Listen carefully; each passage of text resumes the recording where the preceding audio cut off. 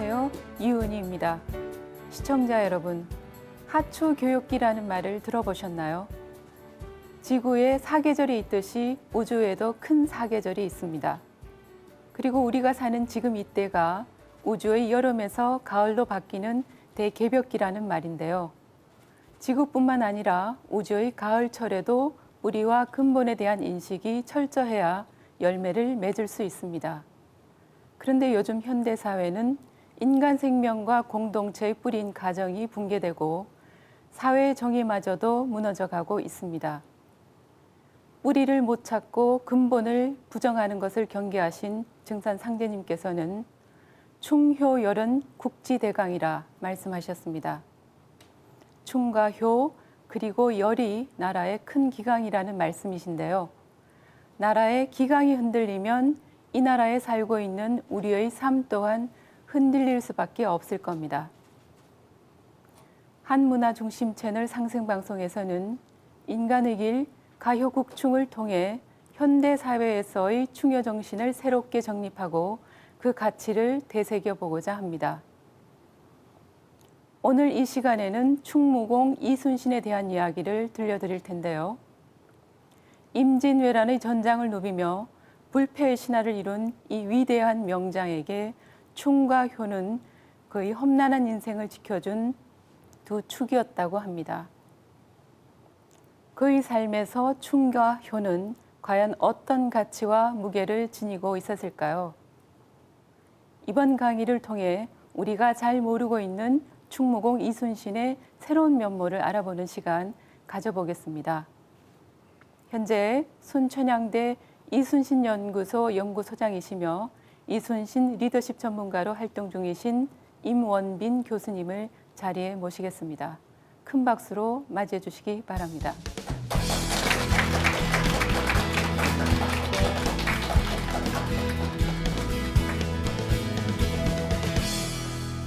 반갑습니다. 네, 반갑습니다. 잘해 주셔서 고맙습니다. 예.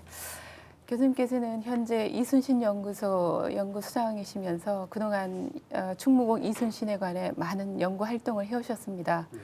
이순신 연구소가 어떤 곳인지 간단히 설명 부탁드립니다. 네, 이순신 연구소는 그 아산에 있는 순천향 대학교에 있고요. 네. 아마 대학 그 연구소 가운데는 유일한 이순신 연구소가 아닐까 생각이 됩니다. 1999년도에 그 설립이 됐고 이순신 관련해서 뭐 우리 국민들이 많이 아시는 것 같지만 또 잘못된 설도 많거든요. 그래서 이런 것들을 연구를 해서 국민들에게 좀 올바르게 전파하자 이런 취지로 설립이 됐고 그래서 저희들이 뭐 학술 세미나나 또 연구 논문집 이런 것들을 발간하면서 한마디로 우리나라 이순신 연구 교육의 중심지다 뭐 이렇게 말씀드릴 수 있겠습니다. 네, 이번 강의는 이순신에 대해 우리가 몰랐던 사실을 깨닫고 충무공을 새롭게 바라볼 수 있는 좋은 계기가 될 것 같습니다. 그럼 교수님께 강의를 청해 듣겠습니다. 큰 박수 부탁드립니다.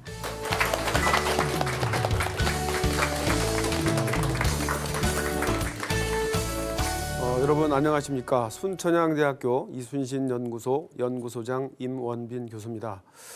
우리 국민들 이순신 모르시는 분 없죠? 다 알고 계신데 그러나 또 이렇게 막상 이렇게 질문을 해보면 또 이렇게 제대로 된 내용을 알고 계신 분도 많지가 않습니다. 그래서 제가 오늘 여러분들한테 그동안 제가 연구한 내용을 새로운 시각에서 한번 풀어볼까 그런 생각을 해보고 있습니다. 그래서 제가 오늘 여러분들한테 말씀드릴 내용은 그동안 그 임진왜란 이순신 관련해서 잘못 알려진 내용들 우리 보통 그 임진왜란 해전 승리 그러면 보통 위대한 리더 이순신만 생각하는데 이순신이 혼자 싸운 게 아니거든요. 그분이 지휘한 조선 수군이라는 존재가 있었습니다. 이 부분이 이제 역사에서 많이 안 다뤄졌는데 이 부분을 좀 간략하게 말씀을 드리고 그다음에 이제 전반적으로 이순신 생애에 대해서 한번 유년 시절부터 마지막 돌아가시는 노량해전 상황까지 말씀을 드리고 그다음에 또 오늘 포커스가 이제 충과 효인데 이분은 어떤 생각을 가지고 나라에 충성하고 부모님께 효도를 했는가 이런 부분을 좀 살펴보고요. 그다음에 이제 이순신 순국에 관련된 내용을 말씀드릴 텐데 이순신 죽음에 관련해서는 뭐 자살설이니 은둔설이니 뭐 이런 내용들이 굉장히 많은데 이거 한번 정리를 잘 해보도록 그렇게 하겠습니다. 그래서 이제 우리 임진왜란 해전이나 이순신 관련된 내용을 보면 설화성 이야기나 역사적 사실, 소설 이런 내용들이 이렇게 막 뒤죽박죽 섞여 있는데 제가 이렇게 말씀드릴 때 대표적으로 사례로 드는 게 명량해전 철새 문제입니다. 여러분 아마 명량해전 그러면 13척을 가지고 133척을 가지고 이겼다라는 게 이제 정설인데 과거에는 뭐 일본 함선의 척수가 300여 척, 500여 척, 심지어는 뭐 1000척설도 있었어요. 어쨌든 뭐 우리가 절대 열세였는데 어떻게 이겼을까? 이게 굉장히 궁금한데 이제까지 많은 뭐 드라마나 또는 뭐 이 TV에서 이렇게 이제 다뤘는데 천편일률적으로 명량해전 승리 요인은 명량의 좁은 물목에 철새 쇠사슬을 걸어서 잡아당겨서 걸려 넘어지게 해가지고 승리했다. 이게 이제 명량해전 그 승리 요인을 설명하는 아주 보편적으로 많이 알려진 내용인데 연구자들은 이렇게 보지 않거든요. 이 명량해전에서 철새를 걸었다라는 것은 설화성 이야기지 역사적 사실이 아니다. 이뿐만 아니라 뭐 여러 내용들이 이제 그렇게 잘못 알려진 부분들이 있어요. 그래서 이번 강의를 통해서 좀 말씀드리고 싶고요. 그 다음에 이제 또 하나 잘못된 게 이제 뭐냐면 임진왜란 엄청난 전쟁이거든요. 오늘 뭐 이순신을 제가 말씀을 드리지만 이순신이 아무리 위대하다 하더라도 혼자 힘으로 이 전쟁을 승리로 이끌 수 있는 건 아니거든요. 그래서 이제 보통 우리가 전쟁이나 해전에서 승리하려면 기본적으로 하드웨어적 전투력 요소, 그다음에 소프트웨어적 전투력 요소의 합이 적보다 우위에 있어야 이기는 거죠. 근데 여러분 지금까지는 대부분 위대한 리더 이순신의 역량, 이게 이제 소프트웨어적 전투력 요소인데 여러분 그렇다면 하드웨어적 전투력 요소는 뭐가 있을까요? 해전의 경우, 수군의 경우 하드웨어적 전투력 요소. 수군은 어디서 싸워요? 바다에서 싸우잖아요. 뭘 타고? 배를 타고. 좋은 배가 있어야 돼 일단. 그 다음에 그냥 빈 배만 있으면 뭐합니까? 거기 또 뭐가 있어야 됩니까? 대포. 대포. 그걸 이제 전문 용어로 뭐라 그럽니까? 무기체계 이렇게 얘기하잖아요. 있어야 돼요. 그 다음에 이러한 배와 무기체계를 운용할 수 있는 병력이 있어야죠. 그래서 이 하드웨어적 전투력 요소, 우리 수군, 해군의 경우에는 제가 볼 때는 함선, 무기체계, 그것을 운용할 수 있는 병력, 이게 굉장히 중요한 요소예요. 이거는 임진왜란 때나 지금이나 앞으로도 마찬가지일 거라는 생각이 드는데 이렇게 중요한 요소가 임진왜란 해전 설명할 때는 그냥 다 이렇게 어디로 사라졌어요. 하드웨어적 전투력 요소와 소프트웨어적 전투력 요소, 이 둘을 함께 봐야 우리가 임진왜란 해전의 승리를 과학적으로 합리적으로 우리가 설명할 수 있고 이해할 수 있다는 거죠. 한마디로 임진왜란 해전에서 조선 수군이 그토록 활약할 수 있었던 것은 혁신된 첨단 조선 수군과 위대한 리더 이순신의 합작품이 있었기 때문에 가능했다. 이런 시각으로 봐야 된다는 거죠. 한마디로 전쟁은 과학이지 신화가 아닙니다. 자, 그래서 이제 제일 먼저 여러분들한테 간략하게 위대한 리더 이순신을 우리가 알아보기 전에 이순신이 지휘했던 수군의 실체에 대해서 이제 우리가 한번 살펴볼 필요가 있는데 조선 수군 제일 중요한 그 전투력의 지표가 아무래도 병력 인원, 수군의 정원이 얼마였을까, 함정의 척수는 몇 척이나 됐을까 이런 건데 여러분들 표에 보시는 것처럼 임진왜란 당시 조선이 가지고 있는 수군 병력의 정원이 대략 한 5만 명 정도가 됩니다. 세종실록 지리에는 5만 402명으로 돼 있고 성종 때 편찬된 경국대전에는 4만 8,800명 돼 있거든요. 자, 그럼 이게 어느 정도 규모일까? 임진왜란 당시에 조선 이란 나라의 인구가 어느 정도 됐을까? 뭐 정확히는 아무도 모르죠. 대개 뭐 한 500만, 600만, 700만 이렇게 말씀하시는 것 같아요. 자, 인구 500만에 5만 정도의 수군 병력을 유지하고 있었다. 여러분 오늘날 우리 대한민국 해군의 병력은 어느 정도 될 것 같습니까? 뭐 정확하게 말할 수는 없지만 5만 명이 채 안 됩니다. 자, 그렇다면 오늘날 우리 인구가 얼마죠? 5천만 명이 넘어요. 여러분 조선시대 인구 500만 명 정도의 5만 명의 수군 병력을 유지하고 있었다. 대한민국 해군 인구 5천만 명의 5만 명 정도 해군 병력을 가지고 있다. 비례관계 따져보면 상당히 많은 병력이구나 이런 걸 알 수 있을 것이고요. 자, 함정의 척수 700 내지 800척입니다. 이것도 엄청난 숫자거든요. 그 다음에 이제 또 중요한 게 무기 체계입니다. 결론부터 말씀드리면 임진왜란 당시에 조선수군은 요즘 개념으로 따지면 함포 포격 전술을 구사하는 당시 수준에서 이 당시 수준의 재래식 포를 전 세계에서 동서양을 통틀어서 가장 숙련된 수준으로 구사할 수 있었던 군이 임진왜란 당시에 조선수군이었다. 여러분 임진왜란 일본군 생각하면 생각나는 게 뭡니까? 조총이잖아요. 조총. 이거는 개인 휴대용 소형 화약 무기거든요. 그런데 우리 조선수군은 임진왜란 당시에 여기 그림에서 보시는 것처럼 천자총통, 지자총통, 현자총통 이건 대형 화약 무기입니다. 여기 또 완구류가 있죠. 대완구, 중완구, 소완구 여기에 비격진철래 이건 터지는 폭탄이거든요. 이걸 실어서 공격을 했고 그다음에 신기전은 또 많이 알려진 그런 또 무기인데 화약 무기인데 어쨌든 우리가 아는 것과는 달리 임진왜란 당시에 조선수군은 당시로서는 첨단 신의 무기라고 할 수 있는 이 화약 무기 그것도 대형 화약 무기를 아주 적극적으로 구사하는 혁신된 수군이었다. 이런 내용을 먼저 말씀드리고 싶습니다. 그 다음에 이제 중요한 게 배입니다. 배. 여러분 임진왜란 당시에 조선수군의 주력 함선이 뭐예요? 뭡니까? 옛날 다 거북선이라고 알려져 있어요. 거북선. 물론 거북선이 굉장히 중요한 역할을 했죠. 예로 들면 한산해전 다 아시잖아. 한산해전. 한산대첩. 우리가 이겼죠. 이때 동원된 그 우리 조선수군의 함선 세력이 58척입니다. 일본은 73척입니다. 전투함 숫자 측면에서는 일본 수군이 좀 많아요. 자, 그런데 우리 그 한산해전 때 동원된 함선 58척 가운데 거북선은 몇 척일까요? 거북선은 3척입니다.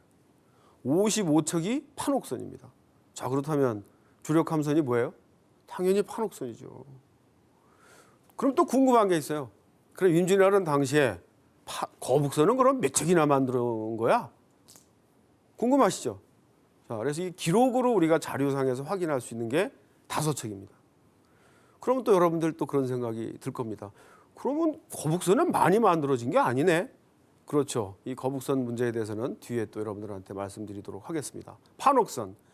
이 판옥선은 외구의 침략에 대비해서 만들어진 배입니다. 이 판옥선이 이제 임진왜란 해전에서 굉장히 큰 활약을 하는데 이 판옥선 이게 이제 판자가 송판대기 판자고요. 옥자가 집옥자예요. 그래서 우리가 강에서 보는 배 위에다가 판자로다가 집 모양의 상장 구조물을 이렇게 얹혀놓은 모습이다. 이게 아마 판옥선의 이름이 나오게 된 배경인 것 같고요. 그거보다 더 중요한 게 도대체 판옥선이 뭘까? 굉장히 큰 배입니다. 누구 배에 비해서? 일본 배에 비해서 굉장히 큰 배인데요. 이게 임진왜란 발발 71년 전부터 판옥선 건조 논의가 조정해서 일어납니다. 임금님 큰 배를 만들어야 됩니다. 아니 왜 큰 배를 만들어야 되는데? 아 예, 우리가 이제 외구가 쳐들어오면 우리 조선수군이 있기 때문에 맞서 나가서 해전을 벌이는데 원거리에서는 조총이나 활 쏘다가 막판에 가면 결국은 상대편 배에 기어 올라가서 백병전 칼싸움이 벌어지는데 일본 병사들이 칼싸움을 너무 잘합니다. 일본 그러면 생각나는 게 뭐죠? 사무라이 아닙니까? 사무라이. 무사 계급이 있었어요. 그래서 이 사람들이 체구는 우리보다 작기 때문에 이제 우리가 뭐 외놈, 외구 이렇게 이제 표현을 쓰는데 칼싸움 하나는 우리 동양 삼국에서 따라갈 자가 없어요. 그래서 이제 해전에서 우리가 당하게 되니까 임금님이 이제 또 묻죠. 그럼 큰 배를 만들면 그게 어떻게 해결이 되는데? 아, 예, 임금님 큰 배를 만들면 원거리에서 이제 활이나 조총을 쏘다가 막바지가 되면 이제 서로 접해가지고 붙어서 서로 이제 상대편 배에 올라가서 이제 백병전이 벌어지는데 우리 배가 상대적으로 크기 때문에 외놈들이 와가지고는 마치 성 아래서 성 위로 올라가는 것처럼 기어 올라와야 되는 이런 국면이 하나가 추가가 됩니다. 기어 올라올 때 우리가 칼싸움은 좀 떨어지지만 긴 창으로 이렇게 푹푹 찌르거나 긴 나무에다가 낫을 설치해서 푹푹 끌어대면 경쟁력이 있습니다. 이거예요. 이게 판옥선입니다. 이게 안 만들어지다가 임진왜란 발발 37년 전에 만들어집니다. 시제품이. 그래서 이게 만들어져서 서울, 마포, 망원동 앞 그 한강에서 임금님이 보는 가운데 해전 시범을 보여요. 아마 여기서 임금님 재가가 난 것 같아요. 그 뒤로 이 자료들을 확인해 보면 10여 년 동안 대대적으로 판옥선이 만들어집니다. 그래서 임진왜란 발발 대개 한 27년쯤 되면 이 새로운 함선 큰 배 판옥선이 만들어져서 우리 조선 수군의 모든 기지에 배치가 완료가 됩니다. 이 판옥선이 임진왜란을 당해서 그 위력을 유감없이 발휘합니다. 이 구체적인 내용도 제가 여러분들한테 뒤에서 말씀드리도록 하겠습니다. 자, 이런 우리가 거의 200여 년 동안 이런 준비를 해왔어요. 고려 말부터 외구에 대비해서 우리가 알고 있는 상식적인 역사 지식과는 달리 꽤 착실한 전쟁 준비가 돼 있었다. 우리가 이제 역사 이렇게 배우면서 임진왜란 그러면 우리가 이제 그런 생각들을 많이 하죠. 일본 애들은 서양에서 뭐 새로운 화약 무기, 조총 이런 것들을 도입해가지고 전쟁 준비를 해가지고 쳐들어오려고 하는데 우리 조상님들은 도대체 뭐 한 거야? 맨날 동인이다 서인이다 편 갈라서 당파 싸움이나 하고 그러다 갑자기 침략당해가지고 20일도 안 돼서 수도 한성을 점령당하고 임금님은 저 의주로 도망가고 말이죠. 이렇게 우리 머릿속에 굉장히 기분 나쁜 인식이 임진왜란 관련된 지식이에요. 자, 결론부터 말씀드리면 지상군의 경우는 전쟁 준비가 미흡했던 게 사실입니다. 그러나 결과론적으로 우리 조선은 임진왜란을 극복을 했어요. 자, 임진왜란이 이렇게 어느 정도 극복이 됐다라는 얘기는 어느 분야는 소홀했지만 어느 분야에서는 나름대로의 착실한 전쟁 준비가 있었다.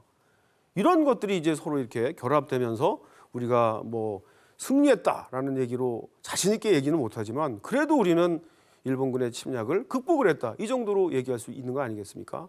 자, 그래서 이제 우리는 위대한 리더 이순신에 대한 좋은 점도 배워야 되지만 또 한편 음으로 양으로 드러나지 않은 우리의 선각자들, 우리의 자랑스러운 어떤 이 조상님들의 이러한 나름대로의 전쟁 준비에 대해서도 나름대로 올바른 시각을 가져야 되지 않을까 그런 생각을 해봅니다. 네, 살펴본 것처럼 이제 200여 년 동안 사실은 외구의 침략에 대해서 우리의 조상님들이 꽤나 착실하게 나름대로 전쟁 준비가 이루어졌다. 적어도 수군의 분야에 국한해서 봤을 때 그렇다는 거죠.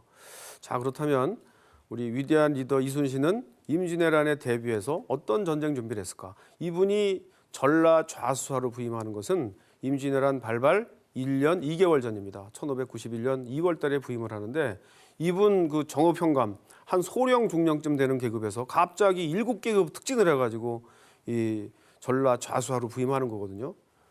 그 의미를 이분이 알고 있었습니다. 아, 나더러 전쟁 준비하라는 거다. 이분 가자마자 전쟁 준비합니다. 무너진 성을 보수하고 그다음에 무기체계 관리 잘못한 관리들 불러다가 막 곤장도 치고 이런 전쟁 준비를 하시는데 그중에 백미가 아무래도 거북선 건조죠. 거북선. 이순신 하면 떠오르는 게 이제 거북선인데 신의 전함, 신의 돌격선, 거북선을 만들어서 돛을 달고 거기에 천자총통, 지자총통을 싣고 나가서 사격 훈련을 딱 마친 날이 그야말로 소설 같게도 임진왜란 발발 하루 전이었습니다.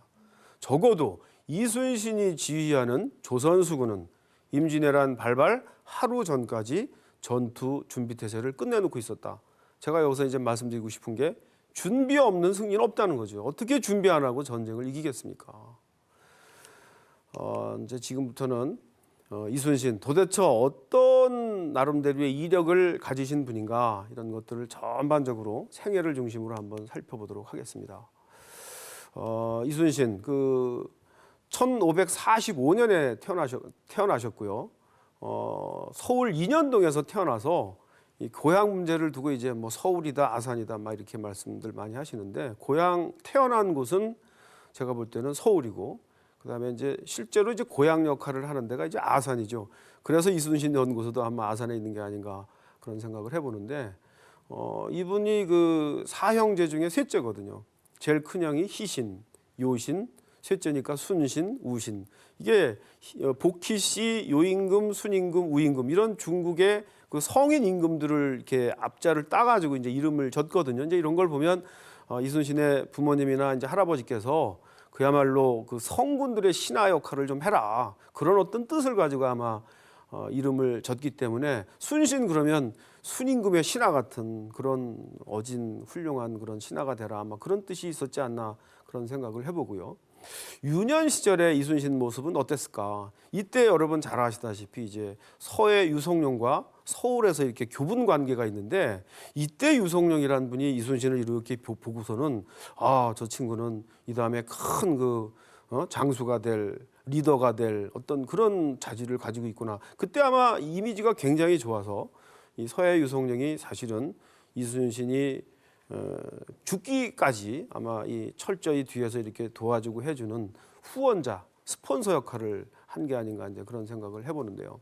이분이 그 22살까지는 요즘 부모님도 그런데 무과보다는 사실은 문과 시험을 준비하도록 이렇게 아마 부모님들이 권유를 한 것 같은데 그래서 22살까지는 이분이 문과 시험 준비를 해요. 그래서 여러분 이순신 그러면 생각나는 게 뭡니까? 한산도가 또 몇 편의 시가 있는데 이 시를 짓는다는 게 쉽지가 않거든요. 그래서 이분이 무인이지만 이런 나름대로의 품격 있는 문인적 소양을 갖출 수 있었던 까닭은 22살까지 이분이 문과 시험을 준비한 게 굉장히 큰 영향을 준 게 아닌가 그런 생각을 해봅니다. 그래서 이제 이렇게 봤을 때 어린 시절에 친구를 잘 둬야 된다. 그리고 인문적 교양 이런 것들도 충분히 풍부하게 쌓아놔야 나중에 리더가 됐을 때 훌륭한 어떤 리더가 될 수 있는 자질을 키울 게 아닌가 이제 이런 교훈을 우리가 생각해 볼 수 있고요. 이분이 21살 때 결혼을 하는데 그러니까 무과로 전향하기 전에 이제 결혼을 했죠. 그리고 나서는 이제 1년 뒤에 무과 시험을 준비하는데 그 과정에 장인어른이 큰 영향을 준 것 같아. 이분 장인어른이 보성군수를 지난 방진이라는 분인데 이분이 무인 관료입니다. 무장입니다, 이분이. 그래서 아마 이렇게 사위 이순신을 보니까 무장으로 이렇게 크면 좋겠다. 아마 이런 생각이 아마 들었던 것 같아요. 그래서 이 장인이 이렇게 지도를 해서 아마 무과 시험도 준비하지 않았을까 이제 그런 생각을 해보는데 어쨌든 이분이 22살 때 무과 시험으로 이제 전향을 해서 준비를 하는데 6년 동안 준비를 해서 28살 때 처음으로 시험을 치르는데 아시다시피 낙방하잖아요. 말에서 떨어져서 다리가 부러져가지고 낙방하는데 다시 4년간의 재수를 거쳐서 32살 나이에 이제 합격을 합니다. 자, 이렇게 보면 22살 때 무과 시험 준비를 해가지고 32살 때 합격을 했으니까 10년이 걸렸어요. 이것도 굉장히 좋은 아마 위인 사례가 아닐까. 이순신 대기만성형이에요. 누구든지 10년을 투자하면 못할 게 없다. 이런 교훈을 또 우리 이충군께서 주시는 게 아닌가 그런 생각을 해봅니다. 그다음에 이제 이분이 32살에 무과에 합격을 해서 관계에 이제 처음 나가는데 처음으로 받은 직책이 저쪽 북쪽에 있는 함경도 동구비보 권관입니다. 당시 계급으로 종구품. 요즘으로 따지면 뭐 군 계급으로 한 소위 중위 정도에 해당할 것 같아요. 자, 그런데 이분이 만 4년이 안 되어서 36살 때는 이번에는 저쪽 전라도에 발포에 수군 만호가 되는데 만호라는 벼슬 당시 계급으로 종사품이에요. 요즘 계급으로 따지면 이게 해군 대령입니다. 무과에 합격해서 관료 생활 시작한 이래 위관장교에서 대령까지 진급하는데 만 4년이 걸리지 않은 초급 관리 시절부터 굉장히 유능하고 똑똑하고 실력을 인정받는 그런 무인 관리였다. 이렇게 이제 말씀을 드릴 수가 있고요.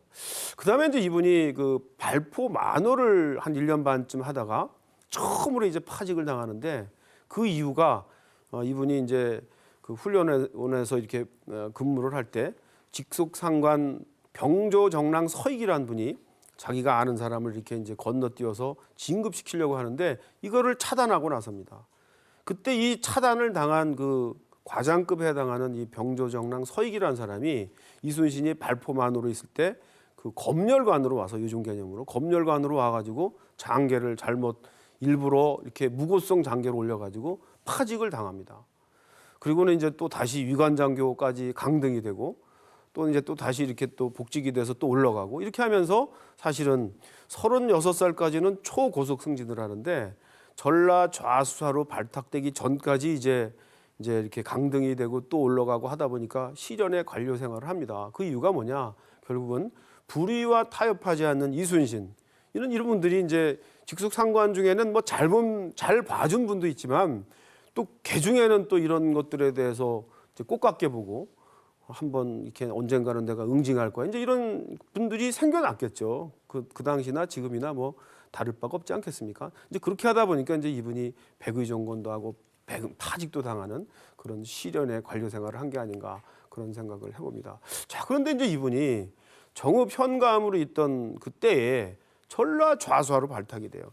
우리가 보통 많이 알려진 게 뭐냐면 서해 유성룡이 천거에서 이렇게 발탁이 됐다. 물론 맞습니다. 이 서해 유성룡은 이순신 뭐 영원한 그 스폰서 역할을 했기 때문에 이순신을 설명할 때 이 유성룡 없어서는 안 되는 그런 인물인데, 그러나 꼭 유성룡이 천거에서만 된 게 아니고 사실은 임진왜란 발발 한 4년 전쯤에 1587년, 1588년 요 연간에 임금 선조가 특별 인사제도를 시행을 합니다. 아마 임금 선조도 일본이 쳐들어올 거라는 아마 불길한 그런 위기 의식을 가지고 있었던 것 같아요.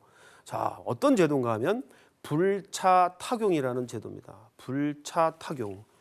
여기 이렇게 돼 있죠. 불차탁용. 이게 뭐냐?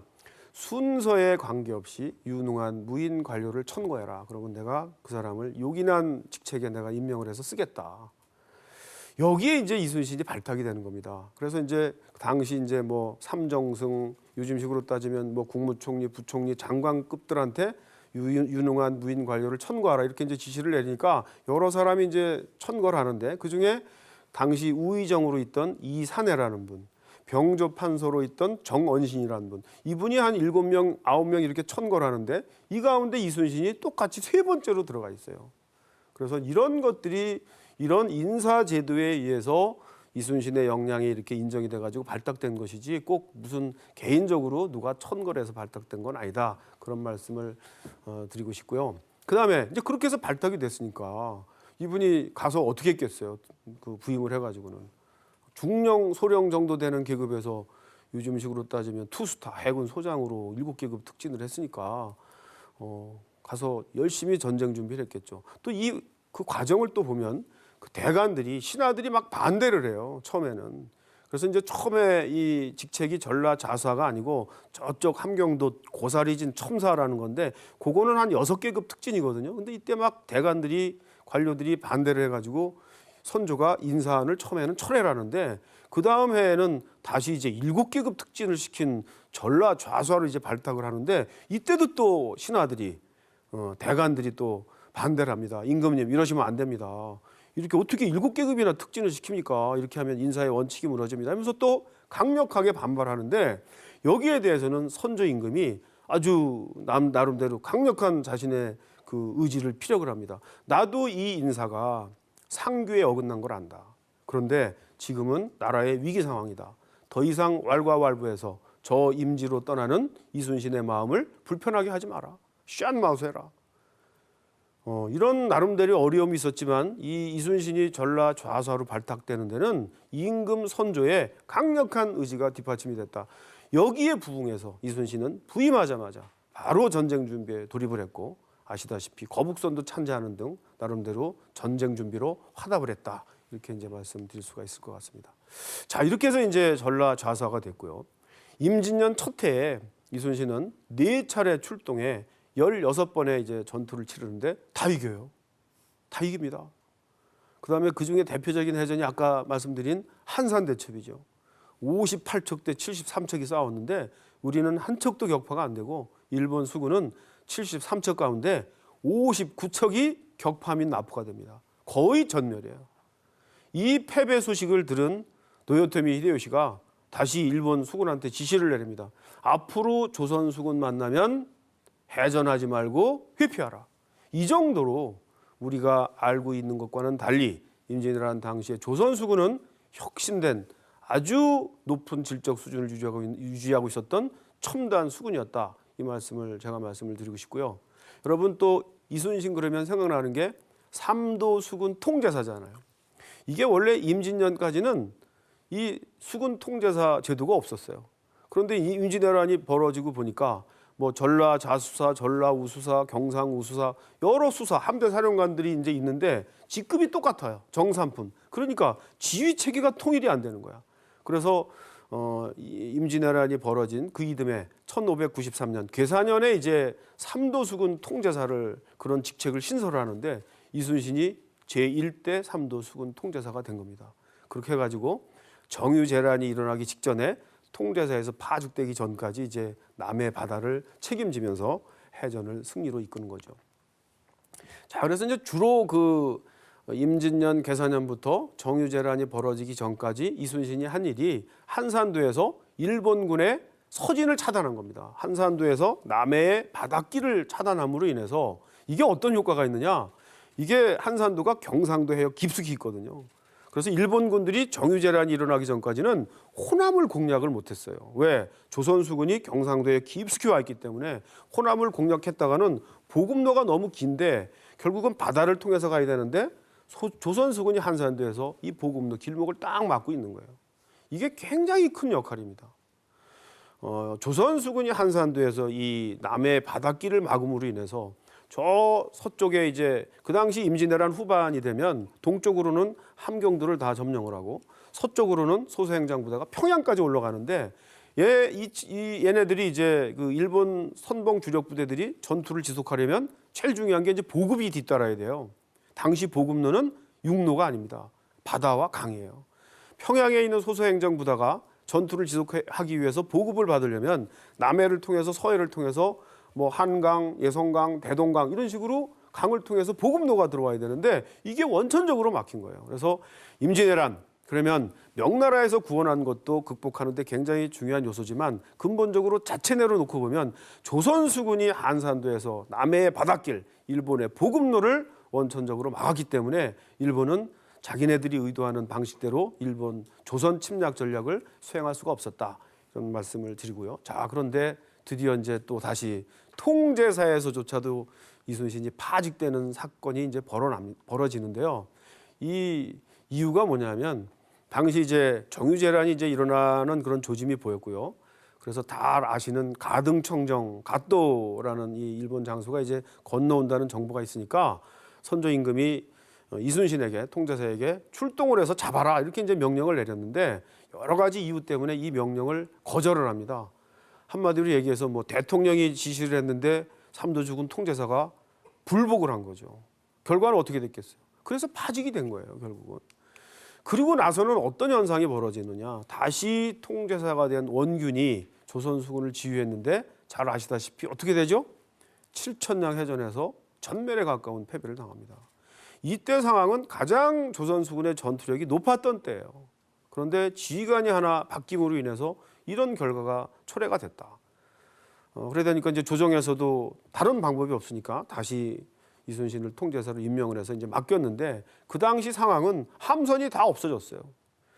그래서 이제 이 이순신이라는 분 통제사가 돼가지고 결국은 저 전라도 장흥 회령포에서 경상 우수사 배설이라는 분이 이렇게 이제 도망쳐온 함선 세력이 있었는데 그게 한 10여 척이 돼요. 이 10여 척을 모태로 해서 이걸 이제 수습을 해가지고 결국은 명량해전을 승리로 이끄는 거거든요. 여러분 명량해전 13척이 뭐 300여 척과 싸워 이겼다. 이거에만 이제 주목을 하시는데 이 의미가 뭐냐면 그 당시 명량해전이 벌어질 당시에 일본 그 지상군은 호남을 쓸고 올라가 가지고 전부 초토화를 시켰어요. 호남을 다 장악하고 있었습니다. 그래서 이 호남을 영구히 장악하려는 그런 나름대로의 의도를 가지고 있었는데 그렇게 하려면 또 보급로가 뒤따라야 돼요. 그래서 남해를 통해서 서해를 통해서 이제 이렇게 보급로가 올라가면 호남을 다 장악할 수가 있는데 명량해전에서 다시 이겼어요. 이순신이 다시 이겼어요. 다시 보급로를 막은 겁니다. 그러니까 호남 저 위에 올라가 있던 정읍이나 이렇게 올라가 있던 일본군들이 다시 내려와요. 그래서 이제 순천부터 다시 그 남해 연안에 이렇게 성을 쌓고 이제 수세적으로 변하는 이제 그런 상황이 된 거죠. 그래서 이 명량해전 이것도 이제 한산해전과 아주 유사한 전략적인 의미가 있다 이런 말씀을 드리고요. 자, 그리고 나서는 이제 조선수군 재건하기 위해서 이제 노력을 하는데 명량해전 당시에 10여 척, 13척이었던 전함이 마지막 노량해전 하기 전까지는 약 한 6, 70척 정도로 이제 늘어납니다.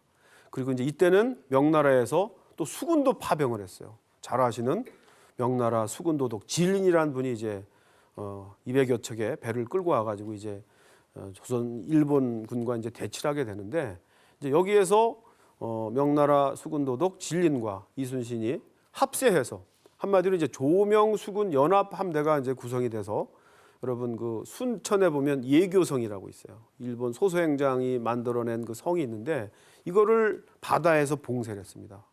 이때 이제 상황은 도요토미 히데요시가 죽고 철군 명령이 내려졌습니다. 그런 상황인데 이거를 이제 못 가게 막은 거죠. 이제 그러다 보니까 소서행장은 일본에서도 꽤 나름대로 지위가 있는 그 장수고 하니까 뭐 김해, 사천, 뭐 거제도 여기에 있는 일본군들이 총 출동을 해서 500여 척이 소서행장 부대를 구하러 이제 오는 거예요. 이거를 이제 맞서 싸운 게 노량해전입니다. 그리고 여기에서 우리의 위대한 리더 이순신이 여기에서 순국을 하시는 거죠. 한마디로 명량 노량해전에서의 이순신의 순국은 오늘도 이 충이라고 하는 게 이제 주제인데 위국 헌신한 이순신 충성의 극치가 아닐까 이런 생각을 해볼 수 있을 것 같습니다. 자, 그래서 이제 이번 시간에는 이제 또 다음 주제로는 충과 효 이순신의 이 문제를 한번 살펴보도록 하겠습니다.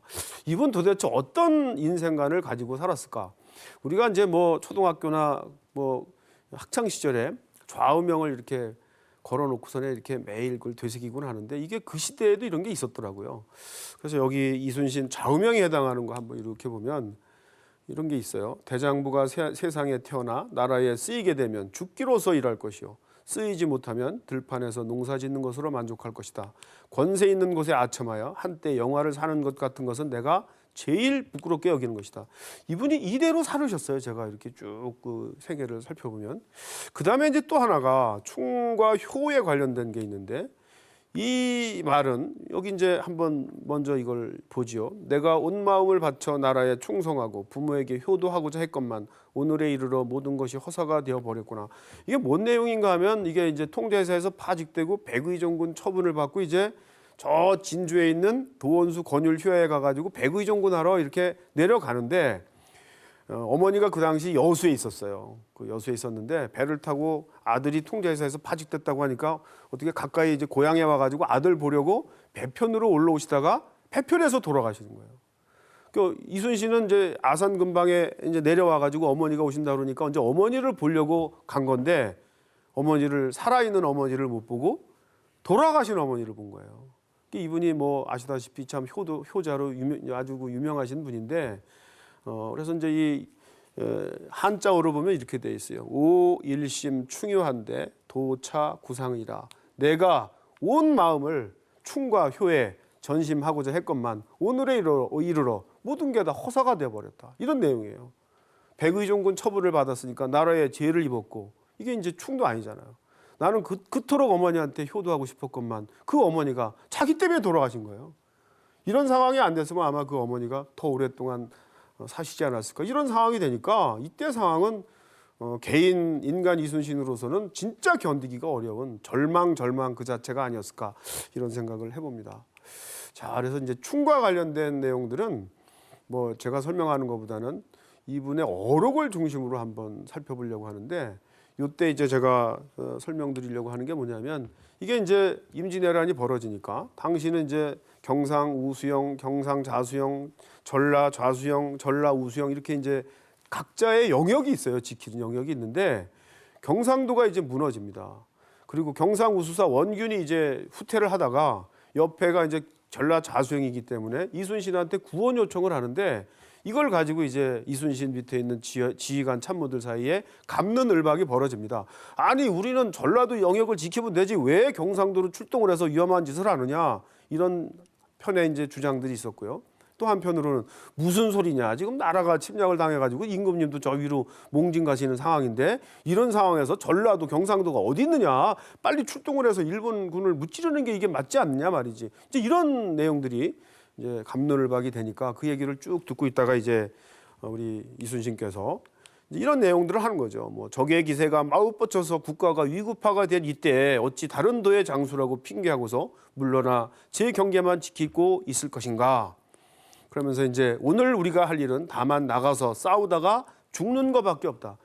이 죽는 것밖에 없다. 싸우다가 죽는 것밖에 없다. 이 죽음에 관련된 내용이 상당히 많이 나옵니다. 자, 지금 또 소개해드릴 이 내용은 통제사에서 이제 파직이 되고 다시 통제사가 임명이 돼가지고 10여 척밖에 이제 없는 상황이에요. 그리고 이 10여 척도 칠천량 해전에서 패해가지고 거의 패잔병 수준이고 그래서 무슨 총소리만 나오면 막 도망가기 바쁜 오합지졸의 상황입니다. 이런 상황에서 이순신이 10여 척에 있는 부하 장수들 다 모아놓고 일장 연설을 하는데 그 내용이 이런 거죠.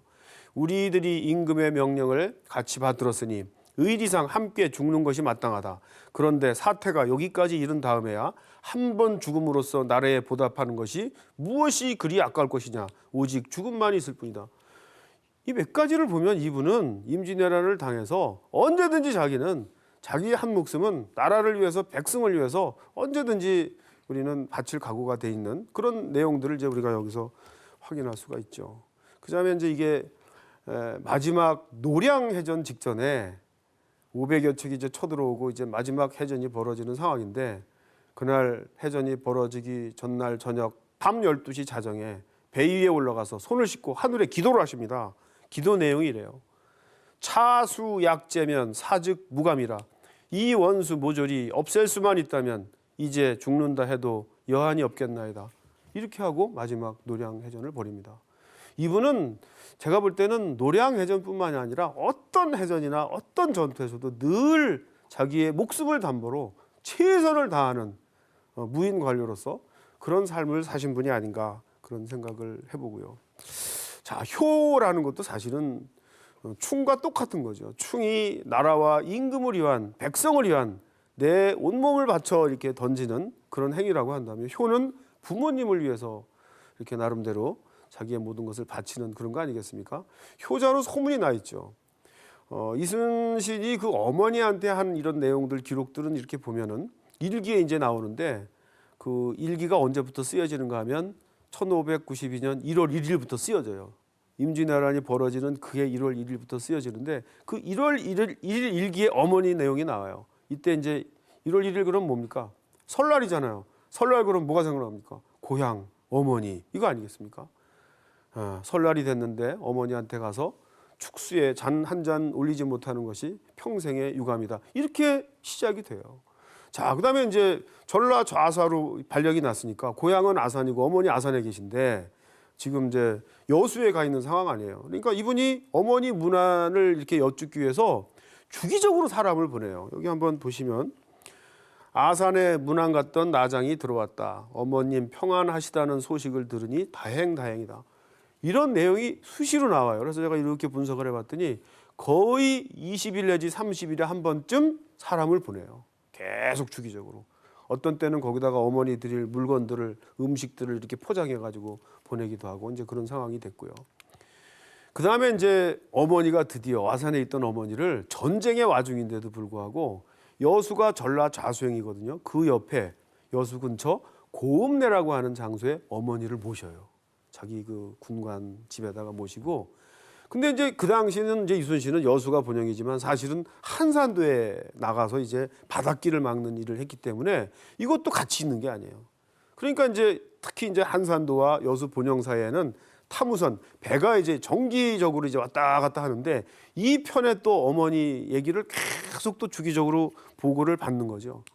여기 한번 보세요. 봉과 변우현 두 조카를 본영 여수 본영으로 보내어 어머니의 안부를 알고 계였다. 계속 이런 내용들이 이제 나오고요. 자, 그다음에 이제 항상 어머니 고향 얘기는 설날 때 많이 나와요. 그래서 이제 이분이 이제 계산년 때 어머니를 모셨는데 가보년 설날을 같이 지내요. 그다음에 이제 또 여기 이제 보시는 것처럼 을미년이 되는데 여기는 이제 같이 못 하고 이제 한산도에서 이렇게 이제 있는 상황이 되는데 그 을미년 설날 이순신의 일기입니다. 촛불을 밝히고 혼자 앉아 나라 일을 생각하니 모르는 사이에 눈물이 흐른다.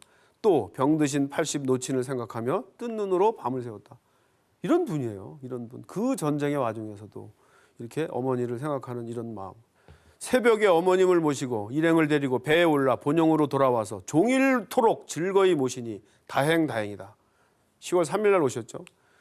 이제 그 이튿날 뭐 이렇게 수연을 베풀려고 했는데 날씨가 안 좋아서 지금 계속 연기가 돼가지고 10월 7일 날 보면 맑고 따스했다. 일찍이 어머님을 위한 수연을 베풀고 종일토록 즐기니 다행이다. 이건 생략하고요. 10월 10일 정오에 어머님을 하직하고 오후 2시께 배를 탔다. 바람 따라 돛을 달고서 밤새도록 노를 재촉해왔다. 어디로 가는 겁니까? 한산도로 가는 거예요. 이게 여러분 이순신과 그의 어머니의 마지막 해고예요. 예. 이것도 좀 극적인 것 같아요. 일주일 동안 그동안 어머니에 대한 애타움, 뭐 이렇게 여러 가지 못했던 거, 뭐 그다음에 생일도 챙겨드리지 못한 거, 그거를 여수 본영으로 초청을 해가지고 어머니를 일주일 동안 이렇게 함께하면서 이렇게 이제 즐거운 시간도 있었다, 이런 말씀을 드리고요. 종순아가 배에서 와서 어머님의 부고를 전한다. 뛰쳐나가 뛰며 둥근히 하늘의 해조차 캄캄하다. 곧 해암으로 달려가니 배가 벌써 와 있었다. 길에서 바라보는 가슴이 미어지는 슬픔이야. 이루 다 어찌 적으랴. 물론 뒤에 적었겠죠. 자, 그다음에 이제 이분이 백의종군하는 상황이었기 때문에 장례를 치를 수 있는 상황이 아니에요. 그래서 뭐 장례 준비하는 걸 보면서 이렇게 있다가 결국은 4월 19일 날 떠날 수밖에 없는 상황이에요. 장례도 못 치르고. 한번 보시죠. 일찍 길을 떠나며 어머님 영전 앞에 하직을 구하고 울며 부르짖었다. 어찌하랴 어찌하랴. 천지간에 나 같은 사정이 또 어디 있을 것이랴. 어서 죽는 것만 갖지 못하구나. 아까 말씀드린 대로 평생을 충과 효에 모든 마음을 바쳤건만 이 상황에서 다 무너진 거죠. 백의종군 처벌로 나라의 죄를 졌고, 자기는 어머니를 그토록 효도를 하고 했지만 자기 때문에 이렇게 일찍 돌아가신 상황을 보고 이제 이런 상황을 극복하고 아까 말씀드린 명량해전, 마지막 노량해전을 치르는 분이 이순신입니다. 자, 이제 마지막으로 순국의 의미에 대해서 한번 살펴보려고 합니다. 이순신 그러면 그 뭐 자살설, 뭐 은둔설 이렇게 해가지고 죽음에 관련된 이설들이 너무나 많아요. 제가 참 안타까운데 이것도 한번 살펴보도록 하겠습니다.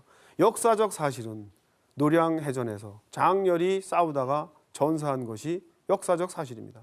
자, 그렇다면 전사했는데도 불구하고 왜 자살설이라는 이런 설이 나왔을까? 이게 이제 궁금하잖아요. 이분이 평소에 아까도 우리가 살펴본 대로 나는 죽겠다라는 얘기를 평소에 많이 했어요. 이 진린 도독이라는 분도 이제 그런 글을 남겼고, 여기 한번 보시면 명나라 진린 도독 같이 이제 이순신과 함께 했는데, 이분이 추억하건대 나라를 욕되게 한 사람이라 오직 한 번 죽는 것만 남았도다, 이렇게 평소에 얘기했는데, 이 강토도 다 찼고 일본 애들도 이겼는데 왜 죽었냐, 이렇게 이제 이런 표현을 쓰시는 거고요.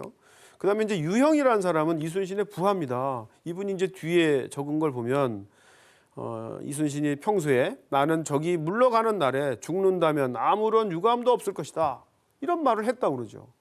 했어요, 물론. 자, 이제 이런 것들이 시간이 지나가면서 이거 일부러 죽은 거 아니야? 라는 식으로 이제 이렇게 한 단계 발전을 합니다. 여기 이제 이성윤이라는 분이 이렇게 노량 충렬사에 제한다라는 그 글에서 공로 커서 상 못할 것을 미리 알고서 제 몸 던져 충성배로 결심했던가. 이여라는 사람의 글을 보면 공의 한 번 죽음은 작정한 바가 아니었던가, 이런 식으로 이제 뒷사람들이 자꾸만 자살한 것 같다, 이제 이런 방식으로 이제 몰고 가고요. 드디어 이제 이 숙종 때 그 뭐 대제액을 지냈다라고 하는 이민서라는 분, 김충장공 유사에서 보면 이순신은 전투가 벌어지자 투구를 벗고 스스로 적탄에 맞아 죽었다. 이게 이제 자살설로 된 거예요. 일부러 투구와 갑주를 벗고 싸우다가 죽었다. 자, 그런데 이제 이런 내용에 대해서 이미 조선시대에 그 웃기는 얘기다, 이거. 이런 자살설에 대해서는 조선시대에 이미 이렇게 비판의 글이 나옵니다. 의심하되 장군은 그 기미를 알았으며 마침내 투구를 벗고 적진 속으로 돌입한 것이라 하도다. 사람들이. 그러나 나는 장군의 마음을 아노라. 어찌 닥쳐올 화를 겁내어 자기 생명을 가벼이 하였으리요. 이순신 같은 사람이 어떻게 뭐 나중에 끝나고 난 다음에 뭐 충장군 김덕령처럼 또 무슨 영모에 이렇게 걸려가지고 이렇게 희생당하는 그런 게 두려워가지고 일부러 죽었겠는가.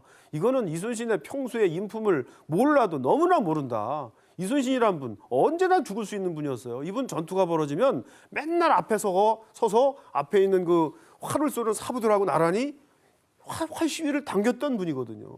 그래서 이 부하 병사들이 아이고 통제사님 들어가십시오, 위험합니다, 이렇게 얘기하면 이분이 뭐라고 그랬다고. 내 목숨은 하늘에 달렸는데 어찌 자네들만 노고롭게 하겠는가, 이렇게 사신 분이에요, 이분이. 자, 그래서 이제 그렇다면 이런 죽음에 대해서 이설들이 나오게 되는 이유가 뭘까? 여러분, 뭐 이런 거예요. 이순신에 대한 동정론. 살았어도 결국은 의병장 김덕령처럼 영모에 희생돼 가지고 아마 이거 뭐 이제 참 치욕의 그런 죽음을 당했을 것이다. 그래서 아마 자살했을 것이다. 그다음에 그 못난 임금 선조, 그다음에 이순신에 대한 엔티 세력들에 대한 어떤 증오심. 어떻게 우리나라 사람들은 말이야 이렇게 위대한 리더 이순신조차도 제대로 이렇게 간수를 못하고 이런 인물을 이렇게 죽게 만들었어. 이런 거예요. 이 자살설에 깔려 있는 내용들이. 그런데 이거 한번 잘 생각해 보십시오. 저는 이거를 식민사관 또는 자학사관이라고 얘기를 합니다. 우리 임진왜란 그러면 맨날 생각나는 게 우리 조상님들은 뭐 맨날 전쟁 준비도 안 하고 동인이다 선이다 파갈러 가지고 권력 다툼만 하고 이러다가 그렇게 당했는데 이순신 같은 이런 위대한 인물조차도 결국 이렇게 자살하도록 만드는 거 아닌가, 이런 내용들이 밑에 깔려 있어요. 저는 자살설이나 이설들이 건전한 역사의식에 전혀 도움이 되지 않는다. 자, 그렇다면 이게 어떤 의미가 있을까? 여러분, 이순신의 순국 어떤 의미가 있을까? 이거 한번 보세요. 이게 이제 맹주서라는 사람이 쓴 그 노량조 이통제라는 글인데, 깃발 날리며 도끼 들고 100번 싸울 때 귀신이 그 몸을 보호했건만 가을 하늘 장수 별 떨어지다니 남방의 큰 나무 꺾여지다니 본시부터 그 한 죽음 뜻이 있거니 뒷사람이 그 까닭을 어찌하리요. 여러분, 아까도 말씀드렸듯이 수없이 많은 전장에서 매번 선두에 서가지고 언제든지 죽을 수 있었어요. 이분은 사천해전에서 왼편 어깨에 조총을 맞아가지고 뭐 중상은 아니지만 이거 뭐 까딱하 했으면 뭐 죽을 수도 있는 그런 상황이었거든요. 그런데 이런 상황에서는 하늘이 이순신을 보호해가지고 죽지 않게 하더니 왜 노량해전에서는 하늘이, 그토록 보호했던 하늘이 이순신을 보호하지 않았을까? 이제 이런 거죠. 여기 한번 보세요. 임홍량이라는 사람이 현춘사 상량문에 쓴 거 보면 전쟁에서 죽겠노라 첫 번 맹세한 그 마음을 저버리지 않았고 하늘이 남겨두지 않아 마침내 순절하였던 본 뜻을 이뤘나니, 이런 내용이에요. 하늘이 남겨두지 않아 마침내 순절하려던 그 뜻을 이뤘나니. 자, 노량해전에서의 이순신의 순국 뭡니까? 하늘의 뜻이에요. 하늘의 뜻입니다. 여기서 하늘이 보호해주지 않았죠. 자, 이게 어떤 의미입니까? 그래서 이제 제가 뒤에 이렇게 살펴봤더니 전통사회에서 무장들은 가장 영광스럽게 생각하는 게 뭐냐? 전쟁터에 나가가지고 싸우다 죽어서 말 가죽으로 시체를 싸가지고 돌아와서 장사 지내는 거, 이거를 가장 큰 영예로 생각했어요. 그래서 이렇게 나온 고사가 여러분 마혁과시라는 고사입니다. 마혁과시, 말맞자 가죽혁자 쌀과자 시체 시자입니다. 자, 이 후한서 마원이란 사람이 쓴 얘기인데, 사나이는 모름지기 무장은 전쟁터에 나가서 마땅히 말 가죽으로 자신의 시체를 싸서 돌아와 장사를 지내야 한다. 어찌 대장부가 침대 위에서 누워가지고 여자의 시중을 받으며 죽을 수 있겠는가? 이게 그 당시 전통사회의 무장들의 기본적인 생각들이에요. 자, 그런데 이런 얘기를 한 마원은 어떻게 죽었을까? 제가 추적을 해봤더니 이분도 싸우다가 죽지 못했더라고요. 결국은 전쟁터에 나갔지만 병들어 죽었어요. 자, 그렇다면 마혁과시 영광 아무한테나 오는 게 아니란 말이죠. 네. 자, 여러분 한번 보십시오. 이순신의 순국, 평소 무장으로서의 희망상. 이분은 무장으로서 어떤 죄의식을 가지고 살았냐면 침략을 당했어요. 나라를 지키지 못했어요. 백성들이 곤욕을 당했어요. 임금은 의주까지 피난을 갔어요. 이거는 무인 관료로서 도저히 있을 수 없는 거다. 그래서 이분은 평소에 늘 나는 죄인이야. 나는 죄인이야. 상황이 되면 이놈들 모조리 다 쳐부수고 나는 전쟁터에서 죽을 거야. 목숨을 바쳐서 싸울 거야. 이런 게 이순신의 머릿속에는 완전히 철저하게 의식화된 그런 분이었단 말이죠. 노량해전 당일에도 뭐라고 기도를 했습니까? 이 원수 모조리 무찌른다면 내 지금 여기서 죽어도 여한이 없겠나이다. 물론 이렇게 해고 싸웠지만 돌아가시지 않을 수도 있었어요. 수많은 해전에서 다 지켜준 하늘이 왜 노량해전에서는 지켜주지 않았을까? 100번 싸울 때 귀신이 그 몸을 보호했건만 왜 노량해전에서는 하늘이 남겨두지 않았을까? 하늘의 뜻이었다. 자, 그래서 저는 이게 이제 이런 그 이순신의 죽음을 제가 글을 찾아보니까 가장 정확하게 꿰뚫고 있었던 사람이 참 공교롭게도 임금 선조입니다. 임금 선조가 이순신 죽고 난 다음에 제문을 짓는데 그 내용에 이런 게 있어요. 사랑 없다 그대여 공로는 사직에 있고 충성절개는 죽어도 영화롭다. 인생 한 세상에 한 번 죽음 못 면하는데 죽을 때서 죽은 이로 그대 같은 이 드물도다. 죽을 때서 죽은 이로 그대 같은 이 드물도라. 여러분 이순신 같은 죽음이요 아무나 할 수 있는 게 아니에요. 하늘의 뜻이 있어야 됩니다. 자신의 희망사항도 있어야 되지만 하늘이 도와주지 않으면 절대로 이러한 영광스러운 죽음을 죽을 수 있는 게 아니죠.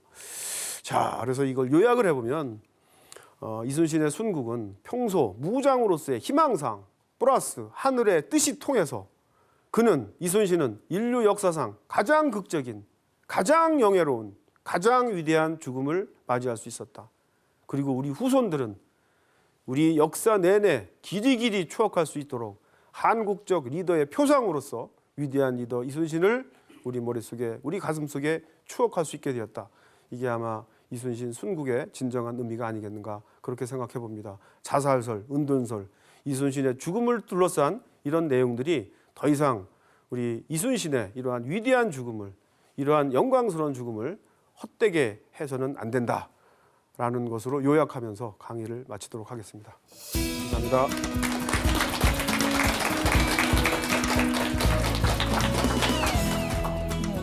후천 가을 문화를 열어가는 상생방송이 마련한 인간의 길 가요곡중. 다음 시간에는 충무공 이순신의 현대적 재해석이란 주제로 찾아뵙겠습니다. 여러분의 많은 관심과 시청 바랍니다. 고맙습니다.